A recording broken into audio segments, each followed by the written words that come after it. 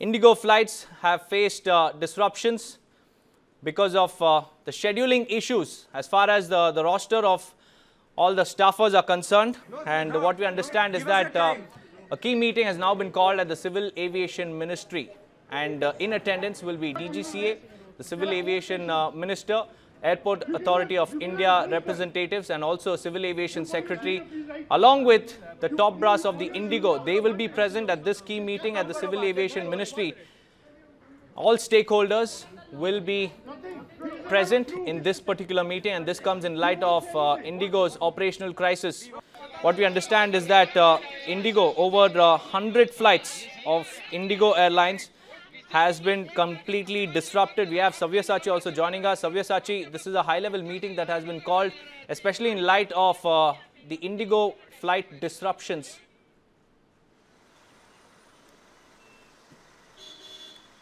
Well, that's right, Deepak. See, it's a high-level meeting which has been called by the Minister of Civil Aviation.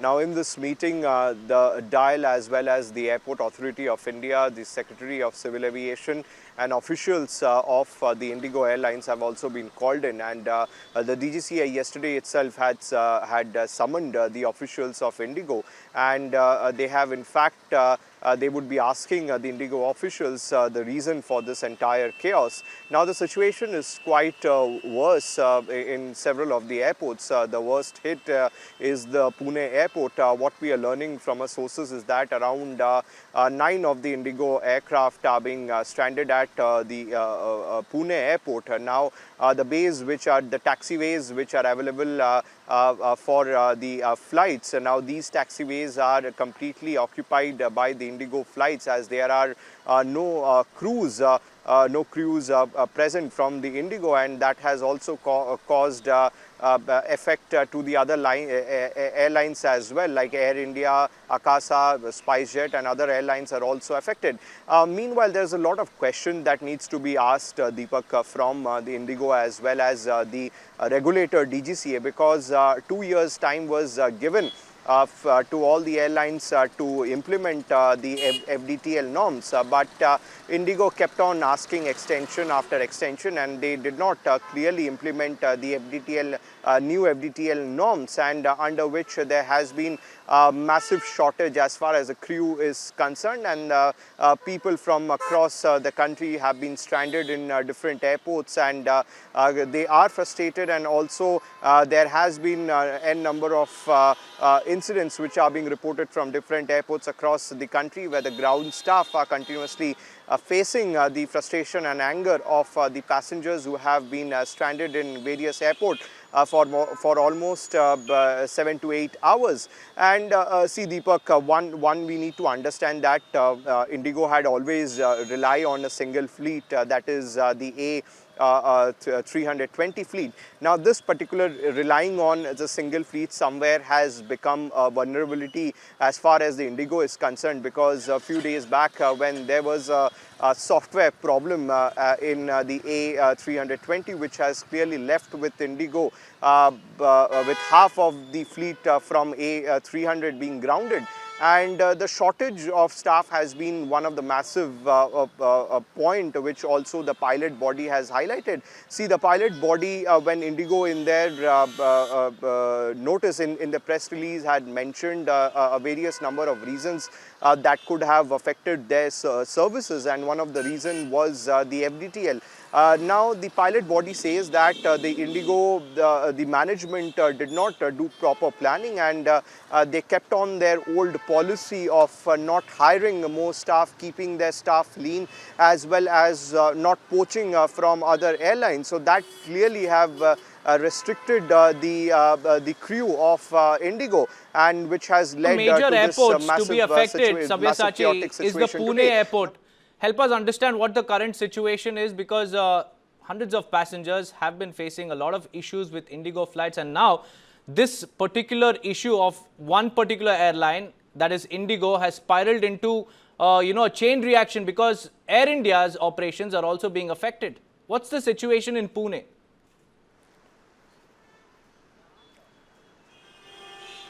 Well, Deepak, it's the most chaotic situation as far as Pune is concerned, because several of the IndiGo flights are stranded over there as there are no crew present from IndiGo.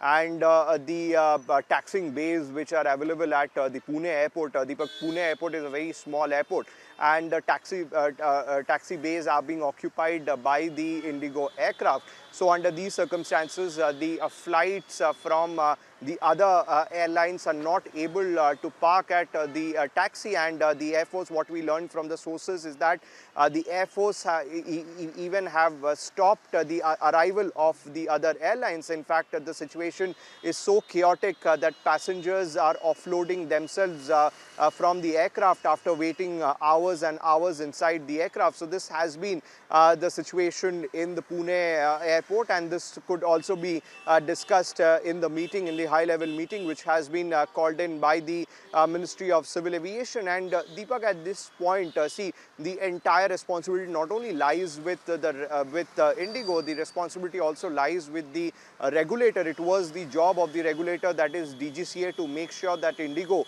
follow the new norms of FDTL, which has also been mandated by the Delhi High Court. And the IndiGo from the past 2 years kept on asking for extension, and they did not implemented the new norms. And under these circumstances, the regulator could have taken strong measures to make sure that IndiGo, like other airlines, also follow the line, but that clearly did not happen, and this has resulted to the present situation that we are seeing from different states.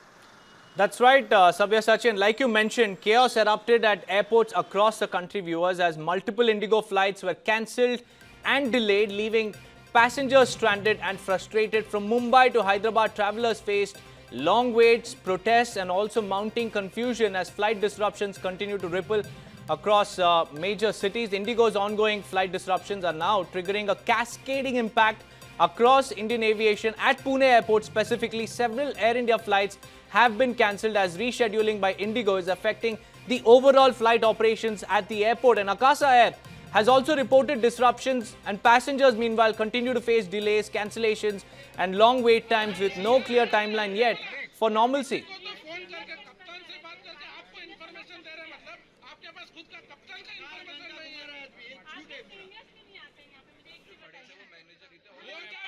At the Pune airport, Sabyasachi, who continues to stay on with us, let's go back to him. Sabyasachi, you know, this is a cascading effect. It's not just IndiGo that has been hit, but because of IndiGo's problems, Air India, Akasa Air, all of their flight operations have been disrupted. But the ones to bear the brunt are the passengers, because hours together they have been waiting for their flight with no proper clarity whether the flight will take off or whether the flight has enough crew to manage the flight operations.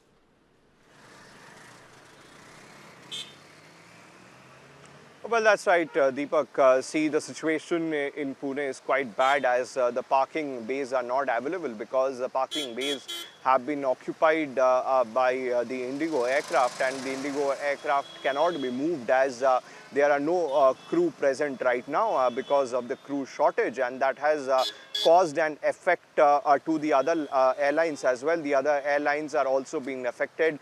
Flights from Air India, Akasa, SpiceJet, Air India, their flights are also being delayed, and passengers are stranded inside the aircraft for hours and hours. In fact, the passengers themselves had to offload from the aircraft after waiting for hours inside the aircraft. And the situation is so bad in Pune airport. You can understand with the fact that the Air Force had to intervene, and the Air Force has stopped the arrival of aircraft in Pune. So it's only going to be chaotic, as the passengers who were supposed to land in Pune now, with the Air Force coming in and stopping the arrival, they have to be taken to some other airport. So clearly the situation is quite chaotic, Deepak, as far as Pune is concerned. But Sabyasachi, now speaking about passengers, we have one of the stranded passengers, Sanjeev Kumar Harle, joining us live on this broadcast, and he was stranded at the Chandigarh airport. Sanjeev Kumar, a very good afternoon to you, and help us understand what exactly happened when you went to the airport. Where was your flight disrupted? Was it cancelled? And what did the airline tell you? Hey, thanks for having me. So look, it's a total chaos. it's mismanagement to the extreme. You have to redefine what is mismanagement. So, I mean, my example, I was supposed to fly at 7:20 IndiGo flight from Chandigarh to Chennai. They are the only direct flight available from Chandigarh. And sorry, I just lost you.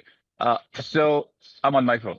Apologies for that. So I was saying that uh, it's almost 2:20 now, I think, and we are still 2:15, and we are still at the airport. Um, Lack of information. People have not been told what's going on. Um, Customers are obviously angry, rightly so. But I don't want to blame the frontline staff really, because frontline staff are taking the brunt of it. The management is very ill prepared. They have not thought through the process of what should be done, how they should inform the customer, and maybe they should have simply canceled my flight at least. And I would probably had, I mean, because I'm going there on business. It's not something that I'm going there as a tourist and I can manage my schedule because I have commitments there. So it's becoming a nightmare for me to then take the liberty. And thankfully, people are more understanding and more flexible, so they are willing to reschedule. Now I've been told that they will definitely fly around 3 or 3:15. So let's see, I'm still waiting. But it's completely chaotic. Nobody knows what they are supposed to do. My personal take is at the top, the whole process has failed the entire customer base. And I don't want to get into detail of it, but if we were to blame, I think the blame has to go to the top leadership and also the regulators, because it's just too chaotic. This can easily be managed, and all of it is self-inflicted. All of it is self-inflicted. So you have disruptions to, I mean, I've met people who are going uh, to attend weddings. You cannot postpone weddings, so they have to cancel, they have to make other arrangements. They have to fly through Delhi. They have to fly through other channels. It's getting very, very hard. There is disruption. So we were told that the flight is coming from Pune. So the flight was apparently coming from Cochin to Pune, from Pune to Chandigarh, and that flight was supposed to take us to Chennai, but that hasn't happened. So now they're flying us from Hyderabad. They're flying the Hyderabad corridor, Hyderabad, Chandigarh, and Chennai, and we'll see how it goes. So it's not a pleasant experience. That's what I will tell you. That's right, and we completely understand your situation, sir. But if you could tell us whether you received any prior, intimation from the airline before you arrived at the airport, or did they issue any SOS before, you were going ahead with your check-in and whatnot? Oh, no, that was none of that. Absolutely none of that. And that's why the passengers had the right to be angry. Because a basic customer relation exercise, they failed miserably. I mean, they could have informed first and foremost. People have to wake up for 7:20 flight in Chandigarh. At least people have to wake up at around 4:35 to get to the airport, go through security. And even when you're going through security, they should inform when they're checking when you're getting your boarding pass and they're circling the gate number 9, for example, in our case, the staff was not informed because the guys at the top level, the operation, obviously had no clue of what's happening, or they had a clue, but they just said, never mind, we'll just see how it goes. So in terms of customer service, I'll get them 0 out of 10. In terms of coordination, I'll give them 0 out of 10. In terms of informing customers and managing the crisis, I'll probably get them -5 out of 10. Because it just, the funny thing is they're the backbone of connectivity in India. They have a monopoly in India, and they should think this through. Yes, you can blame the regulator. Yes, you can blame the software. Yes, you can blame all of that. But hey, you are an airline. What are you doing? You are a CEO of a company. You need to put these people, your team, to have contingency plans. It's not that it's all of a sudden the rota has changed and this is a surprise. None of it is a surprise, to be frank. People like us run businesses. You all have to go through the drilling, you have to understand the contingencies, and you have to put those contingencies in plan, and you have to execute it. So I think, investors should ask the CEO of IndiGo hard questions, and the shareholders should ask the CEO of IndiGo hard questions. And I will urge the customers of IndiGo not to vent uh, at the frontline staff because they don't understand. They don't have a clue. They're doing their best. They're being as polite as possible. And I've seen people are being just too emotional, and rightly so. But they are having to deal with the brunt of the anger and frustration because, again, customer service is missing. That's right, and Mr. Harley, this is a lapse on multiple levels. First, they don't inform passengers in advance, and when the passengers arrive, there is no, contingency plan in place as to what will happen if the flights are cancelled. And to answer all your questions, the front desk staff are also very lean, especially during the early hours. And as far as IndiGo Airlines is concerned, they haven't really, come out and even stated about this entire scenario that's unfolding across the country. Passengers like you are stranded. Help us understand how many passengers were there at the Chandigarh airport when you arrived for the same flight that you were boarding? I think there are probably over 150 plus passengers because it's a packed flight. And this is where the frustration happened. This is where the lack of experience, right? So first it was 8:30, then it was 11:30, then it was around 12:30, then it's around 2, then it's around 2:35, then it's around 3.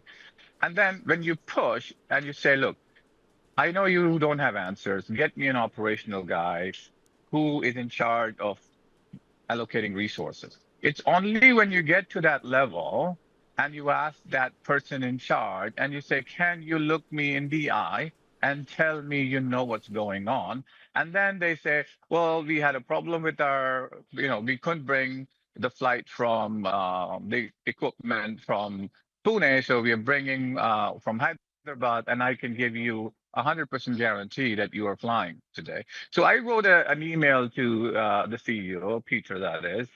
And the funny thing is, this gentleman has serious airline experience being the president of KLM. I wrote to him and I said to him, I'm personally very, very disappointed in the way you're running this airline. It's completely disappointing. And you have to, I don't know, I'm just trying to be as nice as possible. How can you screw this up so badly? Because this is a total screw up. There is no other way to say it. It's a total screw up, total failure of the management. They don't have any contingency plan. Yes, profiting and keeping a lean machine is all fantastic, but an operation, an organization has to be run very efficiently. And blaming the regulator is all fine, and there needs to be coordination. That's right, and there was no coordination, there was complete chaos, and there were no concrete answers for the passengers who had questions for the frontline deskers because they don't know what's happening in the back end. So this is completely, a blame that IndiGo must take. But many thanks, Mr. Harley, for joining us with your insights on what really happened. But meanwhile, viewers, passengers have been stranded for hours and hours now, and the outrage is growing. Visuals on your screens will show angry passengers sloganeering against IndiGo. Listen in to how the passengers went up against IndiGo.